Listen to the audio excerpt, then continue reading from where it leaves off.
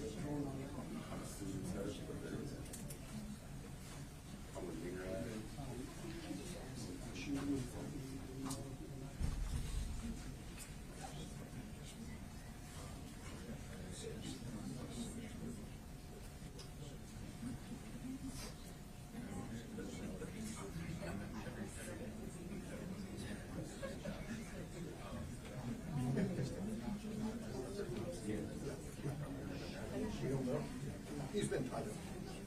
I'm still on the way to getting him. Yes, we can get some information afterwards, but he's not. He's not going to see the other.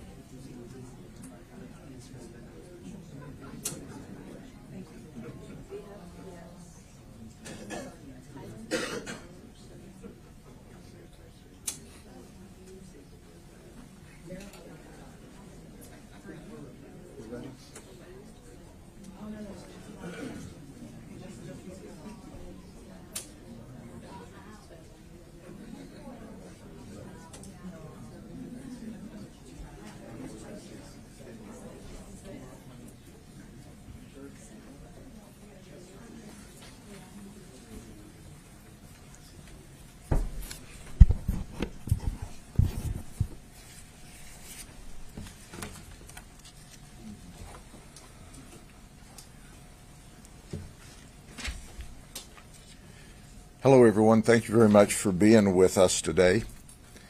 As you can see, we have a team of folks here from the federal government, the state government, and certainly the county and city government. So I'm going to introduce to you those that are going to speak and the other members that were part of this extensive investigation. Mark Brutnell from FDLE will speak. We were also joined by Central Florida HIDA, who's not here today. Statewide prosecutions is represented, certainly our Attorney General. We're so excited that he's with us today, General James Uthmeier, and he will speak first. Of ATF, federal government, was here, but they're not here. Was with us, but they're not at the operation today. The Auburndale Police Department Chief Terry Story's with us. He's not going to speak. State Attorney's Office, my State Attorney Brian Haas, who simply is the very best, is here, and he's going to speak. Medical Examiner's Office was involved in this investigation. DEA was involved in this investigation. They're not here today. The Winter Park Police Department, we are honored that Chief Tim Volkerson is with us today. Pasco Sheriff's Office is not here, but they worked with us. U.S. Marshals, Deputy Commander Diamond is here. He's not going to speak, but once again, we can't do this without our federal partners as well as our state partners. Florida Highway Patrol, Sergeant Steve Gaskins, Sergeant Malloy, and Trooper Jeremy Fields are here today. They had a really important part in this operation, and certainly the Florida Department of Corrections, their intelligence team. So after introducing all of them, you can see that no one person, no one organization can do an investigation of this size. It's just impossible. But when we all work together, good things happen. This investigation began in April of 2025, and it culminated with 2 court-ordered wire intercepts at the end of the year. This is an organized gang, and this is gang members, and they're not all from the same actually members from different gangs, but it's an organized criminal enterprise. That's why you'll see that we're charged RICO in a lot of these. We focused on trafficking in fentanyl and trafficking in methamphetamine. As a result of this investigation and thousands of hours, investigative hours, we made 51 arrests. We charged 10 with racketeering. There were 78 pounds of meth seized, 14.55 pounds of fentanyl, enough, as you can see, to kill 3,300,000 people. 13 firearms were seized, $20,000 in cash. We did a drug roundup that began on January the 30th, and part of these 51 arrests occurred with 32 warrants being attempted, and we served all but 5. There are 5 folks that are still wanted. You see them on the board here. Those 5 suspects, even though they're at large, they won't stay at large. We will find them. But it's important, and I highlight, and the reason for this entire operation, fentanyl are killing people across this county, this state, and this nation just as sure as someone putting a gun to our victim's head and shooting them in the head. So that's why we're here. We're of one heart and we're of one beat as we go after these fentanyl traffickers. Today we're going to, as they say in the gang world, lace you up. We're going to talk about the gangbangers who are selling this poison and who won't sell this poison any longer. Let me explain that Operation Flatline was the second T3 or wire intercept, but I'm going to speak briefly about it first so that you will understand how urgent what we do is. And then I'm going to turn it over to the Attorney General and the other speakers. But it's important to understand that these Terry Morris, who's 50 years of age, is dead. He got his drugs from a guy who goes by the name of Knowledge. Angela Valente, who's 42, is in a nursing home, unconscious, since she overdosed in mid-December, and the duration that she's ever going to recover. Dante Trentnioff is 21. He's dead. He's from Haines City. He died in his bedroom. The drug was supplied by Knowledge. Madeline Smith, 21, from Winter Haven, is dead. She died at the hospital from a drug overdose from drugs she got from Knowledge. I was actually at the hospital and saw them trying to save Madeline's life. However, that didn't happen. Folks, I want you to look at this. This is someone's grandchildren. This is someone's children. This is someone's and sister. These are real people that these folks are killing with their trafficking in fentanyl. And that's why we're here. So who is Knowledge? Knowledge is William Newton Jr. He's 39. He's from Winter Haven. He's currently on probation for sale of cocaine. Did you hear what I said? He's already on probation for sale of cocaine while he's out dealing in fentanyl. We also have him under investigation, as you may understand, for murder. He has new charges of sale of fentanyl that we filed, trafficking in cocaine, trafficking in fentanyl, violation of probation.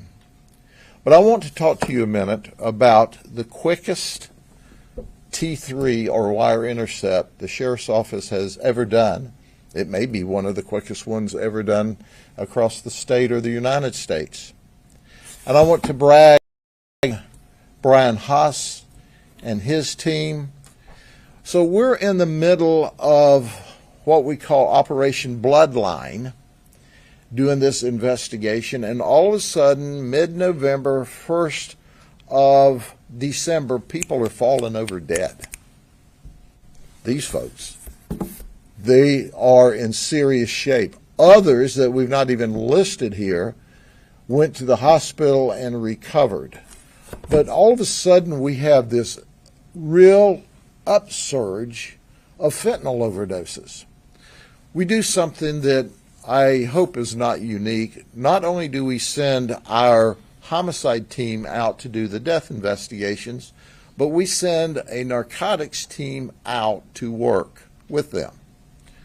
So we immediately, through our homicide detectives and our narcotics detectives, determined that William knew applying the fentanyl. So we tried to go undercover and arrest him.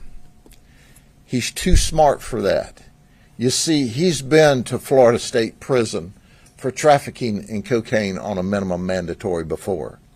He has 8 previous felony charges.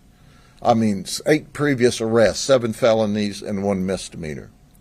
So we had to do something proactively and quickly to figure out how to stop him from dealing this fentanyl, because he was killing people. We were watching them die before our very eyes. And that's when Nicole Orr, who's one of the directors for State Attorney Haas, received permission and immediately did a T3 order. We literally went up on this order on a Thursday. It was written just as quickly as we could get the data together. By Sunday, we went down on this order, and we caught that quick.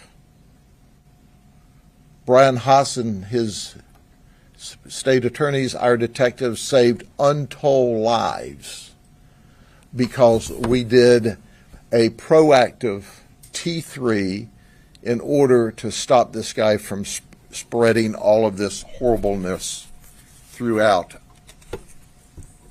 this county. Make no mistake about it.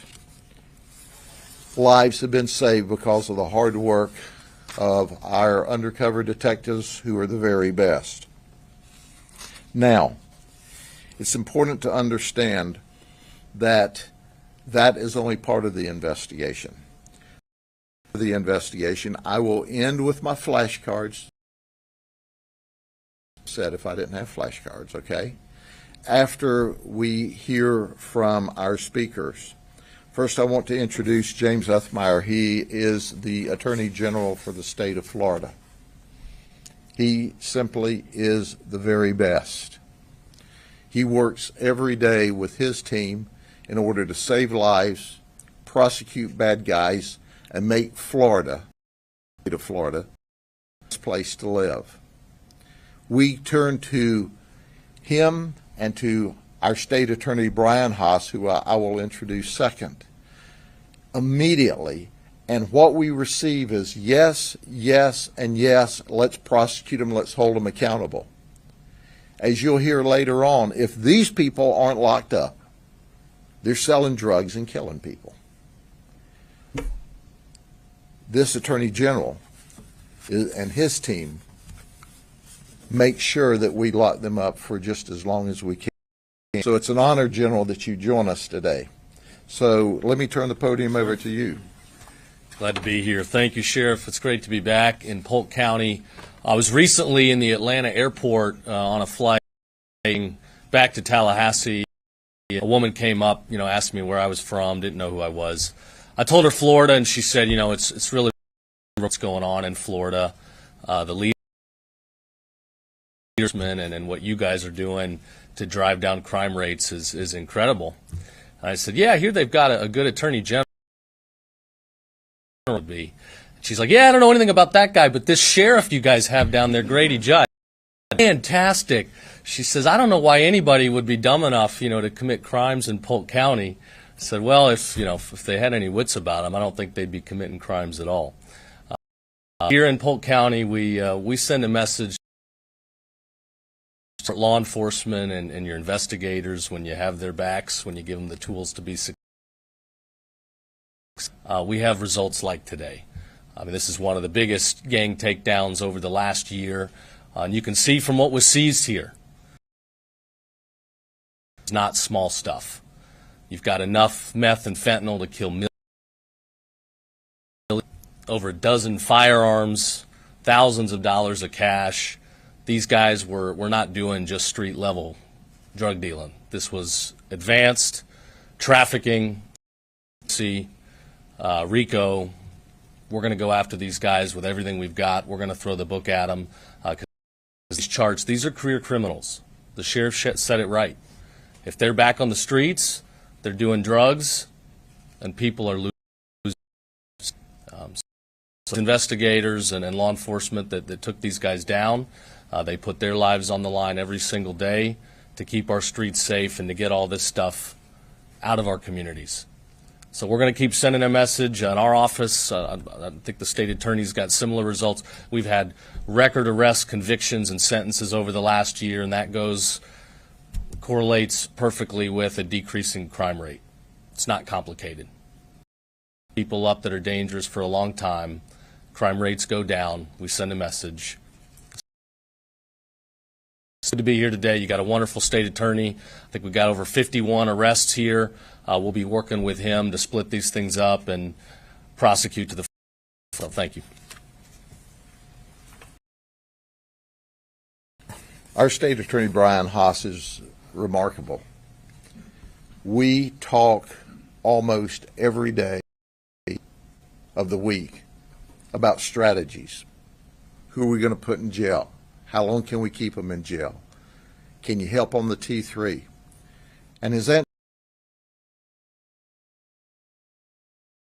some sheriffs from around the state, around the country, to work with our state. That doesn't happen here. It's nice to have a state attorney's office and Brian Haas as our state attorney and his team that instead of looking for ways not to prosecute cases, look for ways to prosecute cases.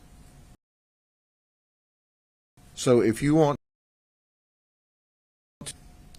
you look at General Uthmeier and you look at us, our state attorney, the state attorney, because they understand that we are concerned about the safety and security of the overall majority of the people in this state, and we're not worried about the criminals except when they're not locked up.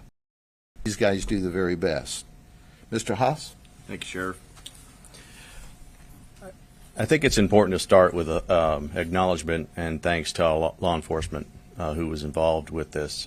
These are not easy operations. They're high risk, very stressful, and what an amazing everyone involved with this has done. It starts at the top with Sheriff Judd and the leadership that he gives, and everyone bringing everyone together. And you read these reports, and you can just picture how terrible, because these are bad people that we're pursuing. This is not just some kind of academic. This is for real. And I think about the number, the quantity of drugs that were found here and the circumstances that led to it. People who have been addicted or having a difficult time with substance abuse.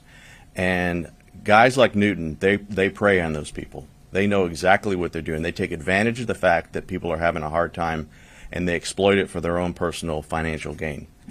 And you just look at what a pathetic situation we had here with this guy, kids in his car, and just that he would put anyone in that type of situation is just troubling. So if you read through the reports, he was at this motel, that hotel, this place, that place, and I think our goal here is to give him a permanent address. That's going to be at the Florida State Prison. We have great laws in Florida. We have great judges here in the 10th Circuit. But if one of them decides that they're going to go light on this particular individual, we have mandatory minimums that are going to say otherwise. And it will ensure that this fellow is going to end up in prison for a long time. So I'll conclude with this. We've been here before. We're here today again. And right now, somewhere in Polk County, or across the state of Florida, there's another Newton who's out there deciding to sell drugs, whatever it might be. My advice is find something else to do, because before you know it, you're going to be on one of these boards and you'll be headed to prison as well. Thank you. The Florida Department of Law Enforcement and the Sheriff's Office here work hand in glove on operations almost not. I brag on them. They work closely with all law enforcement agencies a lot of their time. Our Special Agent in Charge, Mark Britnell, is fantastic, and he's going to speak to you about the extra efforts that they bring to the table, not only through their remarkable investigators, detectives, special agents, but with other resources. Mr. Britnell? Yes, sir. Thank you, Sheriff. AG Uthmeier, Mr. Haas, thank you, guys. In charge for Actively Tampa Bay. I'm proud to stand here today to announce the impressive results of this operation due to the hard work of investigators and analysts. These partnerships continue to lower the risk of fentanyl and gang violence endangering our communities. None of this would have been possible without the support of Governor DeSantis, General Uthmeier, and our legislatures continuing funding of the State Assistance for Fentanyl Eradication funding, also known as SAFE. Once again, the SAFE program has delivered. We stood here for years with the sheriff and other agencies across the state program. It works. As you see the numbers of arrests going up, deaths going up here, and it is working. I'd also like to take a brief moment to highlight some of the amazing investigative techniques and tactics that were utilized by the agencies we see here today to completely dismantle this organization. Early on in the investigation, investigators conducted undercover purchases of methamphetamine. These purchases were ounces to 14 pounds. Think about 14 pounds of methamphetamine. Also, fentanyl undercover purchases were made. Again, 2 pounds of fentanyl. As the investigation proceeded, the team developed enough probable cause, as the sheriff mentioned, to initiate a Title III wiretap investigation with the goal of targeting the hierarchy and completely crushing them as an organization. In the middle of that Title III, as they overdose. Agents immediately acted, identified the target, working side by side with the State Attorney's Office. An emergency order was authorized and initiated. Because of the vigilance and attention to detail, as the sheriff spoke about, William Newton was apprehended with over 6 and 1.5 pounds of cocaine. I can't underscore enough of the efficiency and the urgency displayed during that time. They saved lives. So on January 30th, and I'm sure the sheriff will talk about the roundup day, over 24 agencies came together to take down this organization. And as the sheriff spoke earlier, 78 pounds of methamphetamine, 14.5 pounds of fentanyl, $20,000 in cash, 13 firearms. When there's drugs, there's always firearms, and 51 total. As the sheriff spoke earlier as well, there's 5 members still currently at large. I have no doubt that there'll be a guest of Sheriff Judd's jail very soon. I just want to take the time to thank you to everyone that worked on this case, the team, all the analysts, agents, investigators, true team effort. This is a great, great case. Thank you for your time. Thank you, Sheriff. Thank you, sir.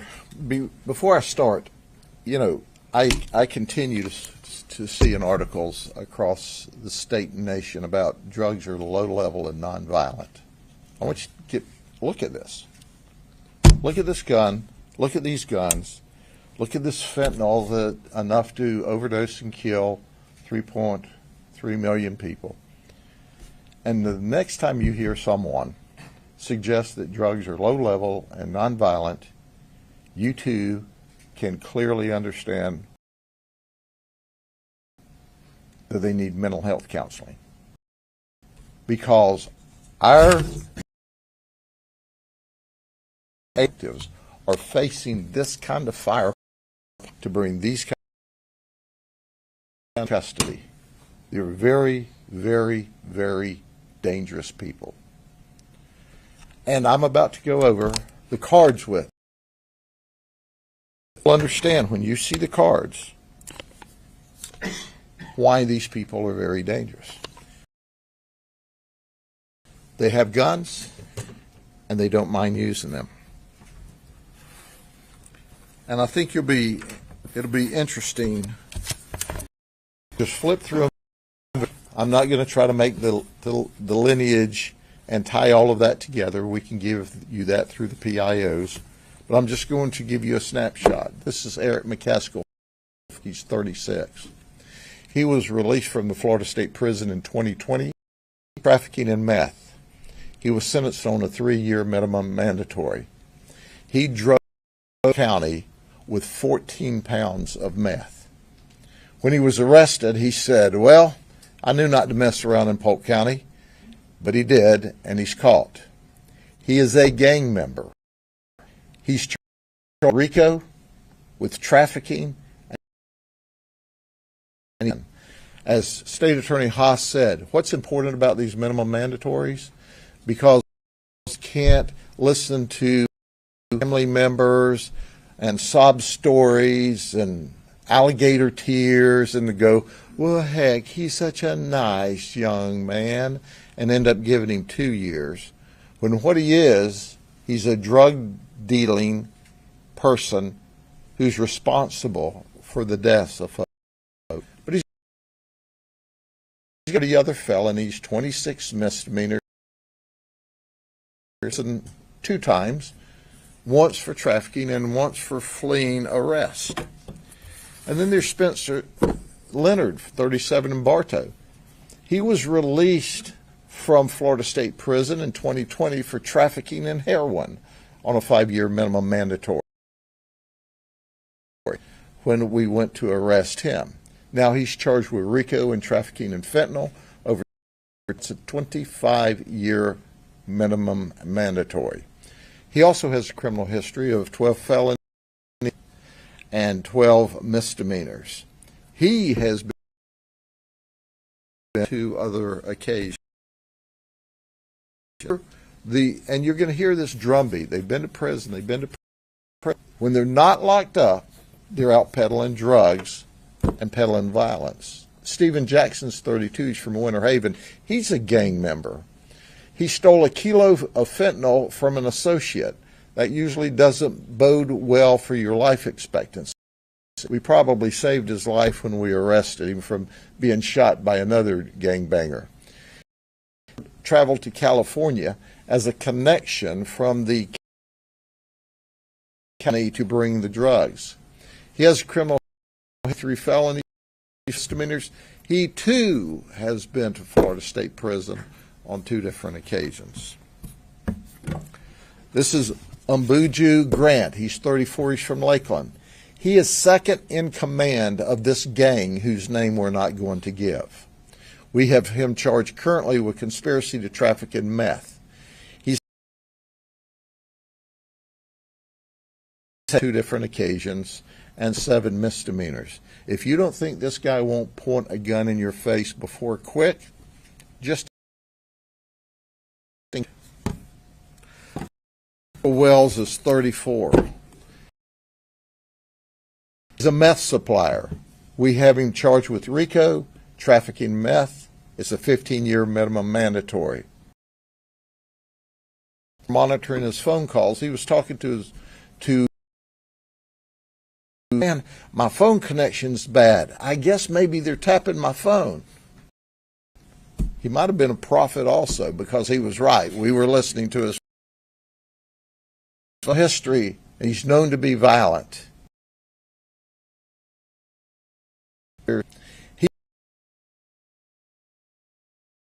He down to run over a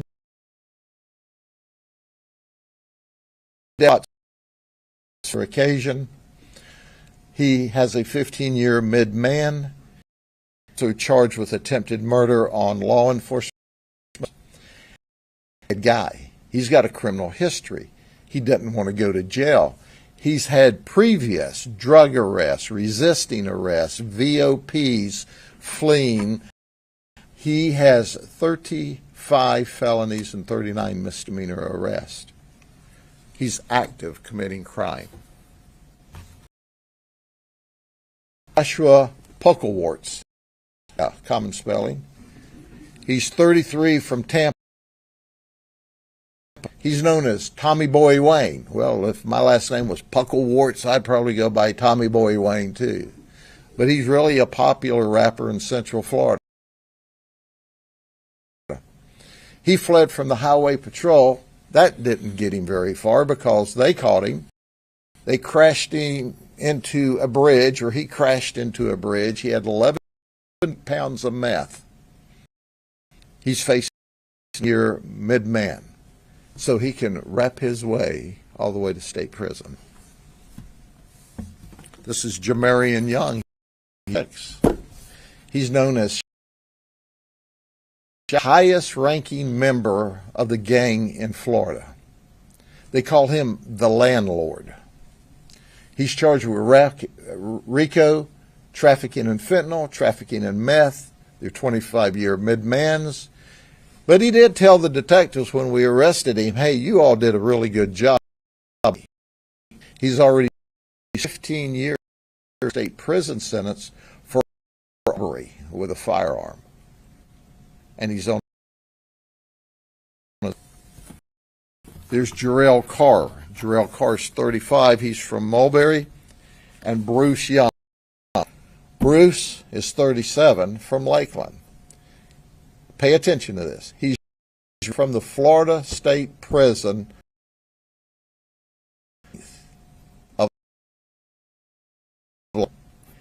on the very same day he started negotiating the days after. Conspiracy to traffic, racketeering, 15. Newsflash, he's a gang member. He has a criminal history with 11 kidnapping for ransom, traffic, 21 misdemeanors. And then there's Jarrell Carr. He's known as Solid. He's a gang member. He was released from Florida State Prison in June. He was serving 7 years for a trafficking in meth. I forgot to say he was serving 7 years for trafficking in meth. He fled from the highway patrol. Didn't do any good. They caught him because the highway patrol catches people they do. He was charged with racketeering, trafficking in fentanyl, trafficking in meth. He's got a 25-year mid-man. Look, folks, I want to end with this.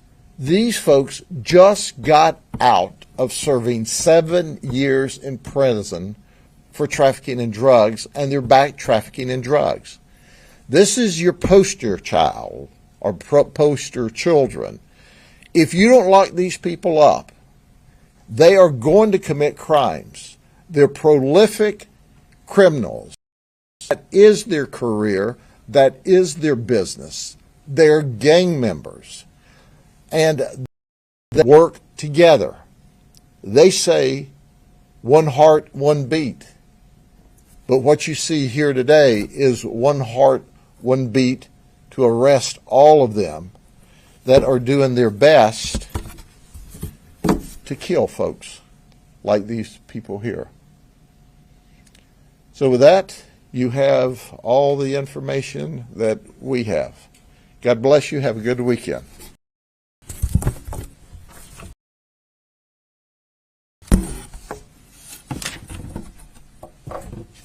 Ready to go?